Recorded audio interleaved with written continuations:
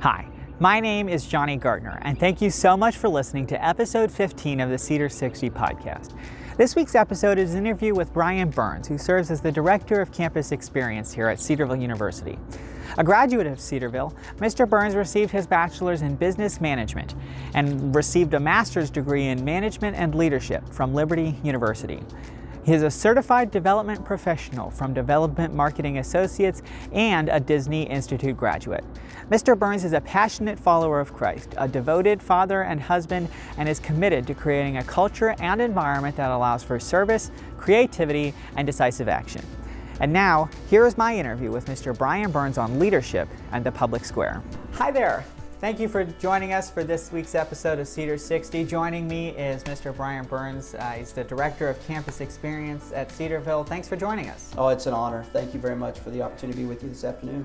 Yeah, I'm excited to hear what you have to say. So if you could just begin by explaining what your role is at Cedarville, that way we can kind of build on what that has to say about leadership. Yeah, my role at Cedarville focuses on student programs, which you experience as a student, but also the operational side. So I tell our staff all the time that we get to touch a great deal of campus, from anything from operational to room reservations on the academic side, to fleet management of the university fleet, to the phone center, to call center, summer operations, and then you go over and you've got SGA, you've got Renova, you've got the Campus Activities Board, you have student organizations that people are involved with. So I feel like we've got a good cross-section of campus, which allows us to get to know a lot of people on campus, which for a guy that doesn't like to do the same thing every day, perfect job. Yeah. So I imagine, with a lot of different branches and a lot of different opportunities to get involved, leadership is a really important value. So could you kind of talk about your leadership value and kind of how that influences how you manage these operations? Yeah, I agree with you on that, is that you've got to have a leadership philosophy. I know my first couple of years, I've been here for 20 years now, so my first couple of years, it was more of, let's get everything done, serve, do everything as much as you can. But then that just became a shotgun approach instead of a very guided missile approach. So I want to make sure that we know exactly who we are. So there's 3 words that we come up with on leadership. We've defined this in our CU Lead conference, but it's stewardship. Everything that you will ever have, everything I will ever have, is given to us from God. And that's just a fact. It doesn't matter if you're a believer or not believer. God is in control. And then the next one is influence, that, hey, I might be a 47-year-old kid, I call myself a kid, and you might only be 20, but you still have influence over me. How do I not know that our conversation today might encourage me in such a way that makes me want to be better? And I think that's why leadership is influence. And then ultimately, leadership is serving other people, because that's what Jesus did. Jesus did that the night before he was betrayed. He washed the disciples' feet. And that just blows me away, that leadership needs to be about stewardship, because it's about what we've been given. It needs to be about influence. It needs to be about service. And that really transforms and translates into everything you could ever do. Here at Cedarville, out in the work world, in the public square, in the private organization, it just really can translate. Yeah.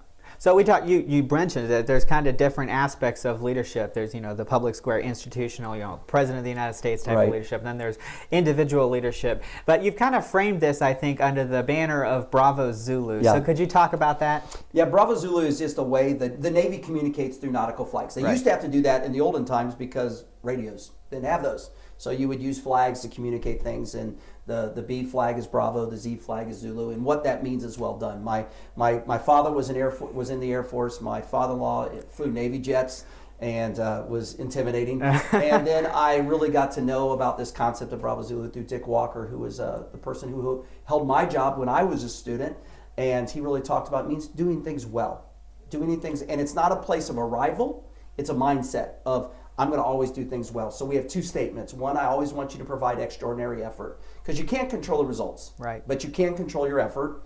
And then the other one is you're going to strive for excellence, meaning we're going to do our best at everything. I don't care if it's making coffee, taping down cords, answering the phone, having a podcast with you. We're going to do everything we can to the best of our ability. So that's what we want. We want people to be busy so that when they leave Cedarville and they're going to these organizations, President of the United States, Senator, CEO of a company, they're looking to, how do I provide that extraordinary effort? And how do I strive for excellence in everything that I do? And I think you've talked about this also, that there's more of a goal than just achieving those things of extraordinary effort and, like the things you were just talking about. But I think the phrase you say is creating an environment to create an opportunity to have a moment. So Talk about how those things that you just talk about influences creating those opportunities. Yeah, for me, I always thought when I was growing up that leadership, once I get this position, I can do this for other people. And that's not leadership. I think we had a guy here on campus a few years ago. His name was Donnie Smith, was the former CEO of Tyson Foods. And he drew something on the board, a pyramid of the normal view of leadership. You're at the top, everybody else is at the bottom. But then he drew a peach tree and he said, the leader is outside of the tree looking at what the tree needs. And that really changed my philosophy of leadership. And that's where this statement really came from, is that it's not my job to create a moment for you. It's my job to make sure that there's an environment that allows you to have the moment that God has designed for you. And think about that from a customer point of view, from a completely secular point of view. As a customer, if I was a sales manager someplace, it's my job to create an environment that makes it welcoming for you to come in. And you're probably coming in because you want to buy something. There's nothing wrong with money. So David had a lot of money, Solomon had a lot of money, but the whole idea is we always think that we have to make the sale. And I think a lot of times it's freeing to understand that it's your job to create an environment and help people make those sales. I used to raise money for Cedarville. And one of the things people said, how do you ask people for money? And it was more, God was teaching me at that point is it's more about connecting people's passions with needs. And that's what I mean by creating a moment. How am I creating an experience, an environment that allows people to create that moment that they really wanted to have? I like that. So you talked, that there's the secular, working in a store, and then there's also working in the church in that aspect. So let's talk about in the secular, as students who are learning a job to go out into the world to do that job. What advice do you have for them, or even for people who are currently working in a job to really take their role and bring it to the next level of using it to influence other people? I think it's a couple things. One, you got to know your organization really, really well. Don't ever hesitate to learn your organization, because if you are hired by IBM, you're there to work for IBM. So know your organization, but then be the best at your job, so that no matter what, when things happen, people go, wow, what's going on with this guy? He's the best. Or what's going on with this girl? They're the best at what they do. And then I believe that that's where our faith gets to come in. And we can say, well, this is what I'm called to do because this is what I believe. And you have the opportunity to share the gospel with that. But I would really encourage people to do a couple things. One, know your job. Do your job well, and don't be afraid to fail. Yeah. How can that help us fulfill the Great Commission outside of the church? Because ultimately, as Christians, our job is to, reach the lost, dying world. So how can we do that through those jobs also? Yeah, I think the best way is to tell you in a story is that I have a friend right now who was furloughed at her job during the summer because of COVID, got brought back, and then 28,000 of her fellow employees were let go. And some of those were people that were with the organization long before she ever joined, and they're calling her. Not because she's the oldest, but they're calling her because while they watched her work, not only did she do her job well, but she wasn't afraid to share her faith. So now she has the opportunity with these people just to listen to them, to invite to pray with them. I just think you just be faithful with what God has called you to do, and He'll provide those opportunities. I work at a grocery store during the summer, and I've really started thinking about this over the last summer as I was realizing, wow, people are really hurting. It's like, what can I do as just the person bagging their groceries do to represent Christ while I'm doing it? And I think that's exactly the point of it, is what you were talking about. Right. So I think you like Disney a lot. I do. Can you talk about that and then kind of talk how that fostered these mentalities that you've developed? Yeah, growing up, I grew up in a pastor's home, so I didn't have a lot of money, but one of the things my family always did was we try to take one vacation a year. And my dad and mom took us to Disney. I think I was about 11. And at that time, Disney was going through a lot of changes. And my dad, as a pastor, was very eager to watch what other organizations do things well. And he brought me and he showed me different things. Look how intentional they are. Look at what they call their employees. They're not employees. They're not numbers. They're cast members. Even with church people, sometimes we call them church members, and we don't even treat them as individuals, where, that was a difference at Disney. So that started that love that I had for Disney. Had an opportunity to do some studying at the Disney Institute and see what they do. Yeah, they got a lot of money. I get that. But my question always came back is, why can a secular organization do it better than the church? And I'm like, no, we want to create that environment that people can have moments. I think that's what we do here at Cedarville. But then also understanding that they've got this philosophy that I don't think a lot of Christians do, where there's a statue of Mickey Mouse painting his self-portrait, looking in a mirror, and he's painting Walt Disney.